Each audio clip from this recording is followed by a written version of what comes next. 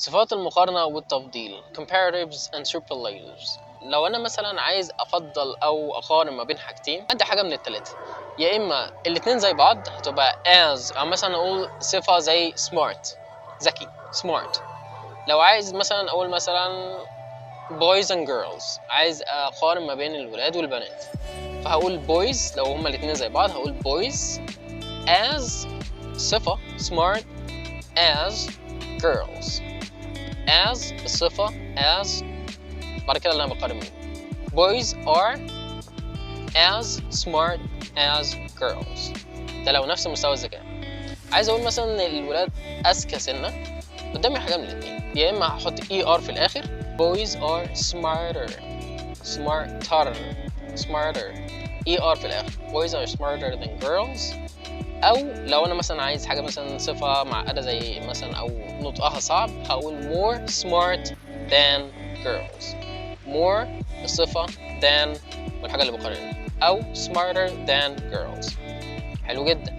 طيب لو عايز أقول بقى إن البنات الأفضل أو الولاد الأفضل على الإطلاق هقول boys are the smartest EST في الآخر. طيب تاني لو بقارن ما بين حاجتين نفس الصفة تبقى as الصفة as.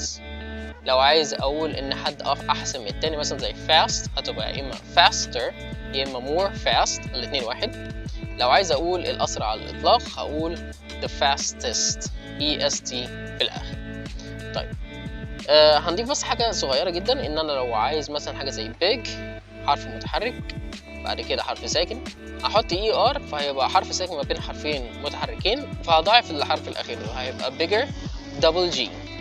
او مثلا لو في عندي صفات شاذة زي مثلا good مش هتبقى gooder بس هتبقى better، والافضل على الاطلاق هتبقى the best good better the best. مثلا bad هتبقى worse the worst، little هتبقى less the least، little less the least.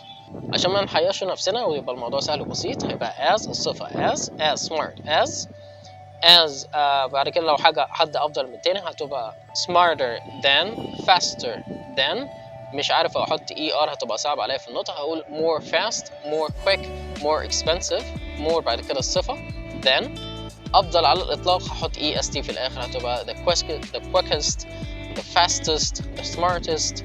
صعب عليا أحط EST في الآخر، بدل ما أحط more هتبقى the most expensive the most honest the most beautiful the most والصفة اللي أنا عايز أحطها.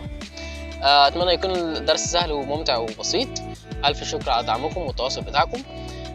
هسيب لكم لينك الفيسبوك والانستجرام اللي عايز يتواصل معايا. ما تنسوش تعملوا لايك وشير وسبسكرايب. الكومنتس والتواصل والكومنتس الإيجابية بتوصلني وبتحفزني. ألف شكر. خش على القناة هتلاقي فيه بلاي ليست فيها أكتر من 19 فيديو عن ال A1، خد لك لفة فيها براحتك. ولو عندك أي سؤال أو أي حاجة هتلاقي في كل فيديو في لينك الفيسبوك والانستجرام، وبرضه ممكن تكتب لي كومنت على الفيديو نفسه وهرد عليك، وأشوفكم الأسبوع الجاي.